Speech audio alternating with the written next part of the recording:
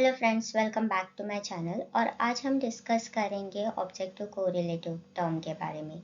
ये term exam point of view से काफ़ी इंपॉर्टेंट है क्योंकि इसके बारे में काफ़ी बार सवाल पूछे गए हैं।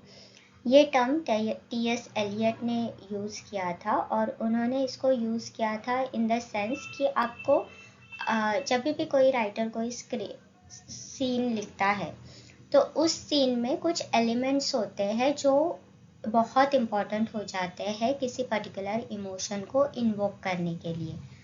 सुनने में थोड़ा डिफ़िकल्ट लगता है, बट जैसे जैसे हम टर्म के बारे में आगे सीखेंगे आपको रियलाइज़ होगा कि ये टर्म उतना डिफ़िकल्ट है नहीं।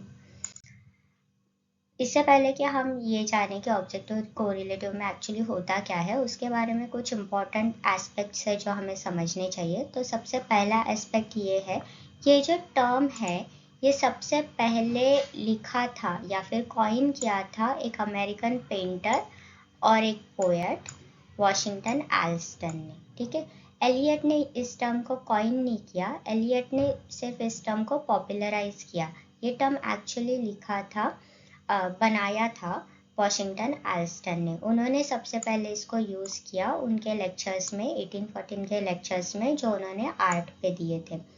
इसके बाद ये टर्म फिर से एलियट ने इंट्रोड्यूस किया उनके एक ऐसे में हैमलेट एंड हिज प्रॉब्लम्स जो उन्होंने 1990 में पब्लिश किया था। इस ऐसे में एलियट बात करते हैं कि कैसे हैमलेट एक आर्टिस्टिक फेलियर है क्योंकि वो उस प्ले में शेक्सपियर ने ऑब्जेक्टिव कोरिलेटिव का अध्ययन नहीं किया। ऑब्जेक्टिव कोरिलेटिव का जो डेफिनेशन है वो एलियट ने इस प्रकार से दिया है, a set of object, a situation, a chain of events which shall be the formulae of that particular emotion that poet feels and hopes to evoke in readers। इसका मतलब है कुछ ऑब्जेक्ट, कुछ सिचुएशन या कोई चेन ऑफ इवेंट्स एक ऐसा amalgamation का काम करते हैं या किसी एक ऐसा इंग्रेडिएंट से काम करते हैं जो उस सीन को उभारने के काम आता है। जैसे अगर मैं आपको एक एग्जांपल दूँ कि अगर आपको दाल बनानी है तो सिर्फ दाल लेके कोई फ़ायदा नहीं, आपको उसमें तड़का भी लगाना पड़ेगा। तो वो तड़का उस टेस्ट के लिए काफ़ी इम्पोर्टेंट होता है। ऑब्जेक्टिव कोरिलेटिव भी उसी तरह से काम करता है। अगर राइटर चाहता है कि वो सीन पावरफुल हो तो कुछ एलिमेंट्स होते हैं जो उसको उसी तरह से यूज़ करने चाहिए।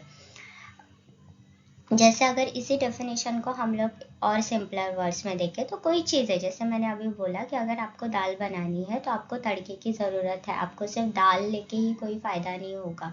या अगर मुझे आपको डराना है, मुझे कोई ऐसा सीन दिखाना है कि इसमें कोई इंसान डरेगा, तो उसके लिए मुझे दरवाजे की कर की आवाज़, पायलों की आवाज़ या एकदम हॉन्टेड सी कोई हवेली में ही वो सीन डिस्क्राइब करना पड़ेगा। अगर मैं आपको एकदम सनी सी प्लेस पे लेके जाऊँ और बोलूँ कि यहाँ पे डरो, तो वहाँ पे रीडर्स नहीं डरते हैं। तो वैसे सिचुएशन में ऑब्जेक्टिव कोरिलेटिव नहीं होता है।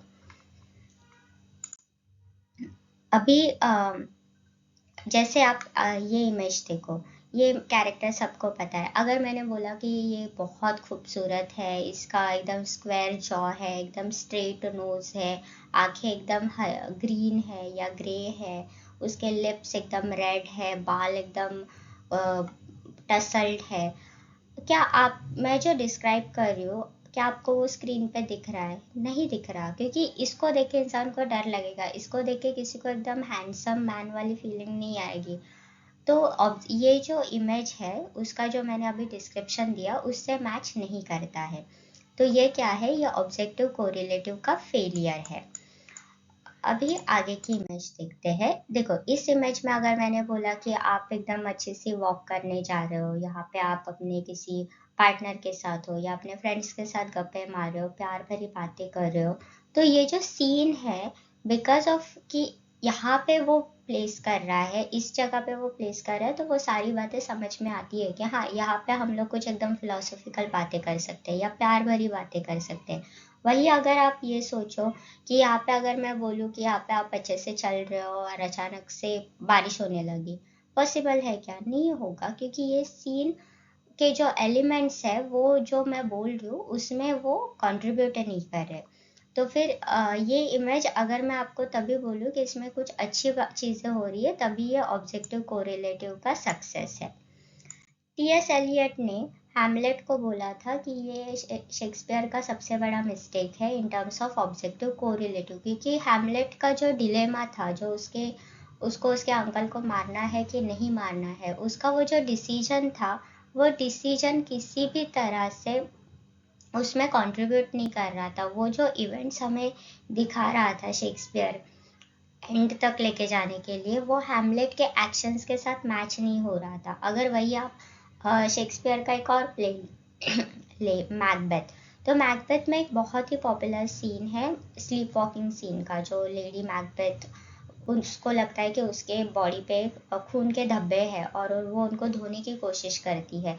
तो वो सीन शेक्सपियर ने इतना अच्छे से लिखा है कि हमें एक्चुअली वो सीन पढ़ते वक्त उसका गिल्ट समझ में आता है। लेडी मैकबेथ को जो गिल्ट हुआ था वो समझ में आता है। तो उस वजह से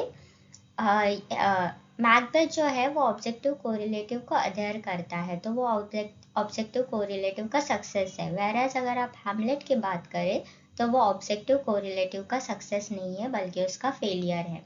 वर्जीनिया वुल्फ के नॉवल में भी टू द लाइट हाउस, उसमें भी लाइट हाउस एक ऑब्जेक्टिव कोरिलेटिव है, क्योंकि वो स्टेबिलिटी दिखाता है, परमानेंस दिखाता है। कोई भी चीज़, उसके जो कैरेक्टर्स है उनकी लाइफ में बहुत सारी चीज़ें चेंज होती रहती है, लेकिन वो लाइट हाउस वैसा का वैसा रहता है। वो ट्रिप जो उन्होंने प्लान किया था और वो हर बार प्लान करते रहते हैं, वो वैसे का वैसा रहता है। तो फिर वो एक परमानेंस को दिखाता है। इसकी जगह पे आप एक और नॉवेल का एग्जांपल ले सकते हो, ग्रेट गैट्सबी, फिट्जरल्ड का नॉवेल है। उसमें जो एंड का सीन है कि जिसमें फिट्जरल्ड वो एक लैम्प को देखता रहता है और वो उसको पकड़ना चाहता है, लेकिन वो पकड़ नहीं सकता।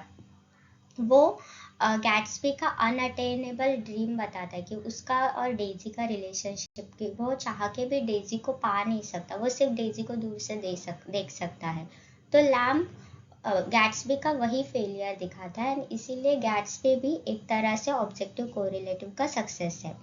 आई होप आपको ये कॉन्सेप्ट समझ आया। प्लीज़ लाइक, शेयर और सब्सक्राइब करना। Thank you.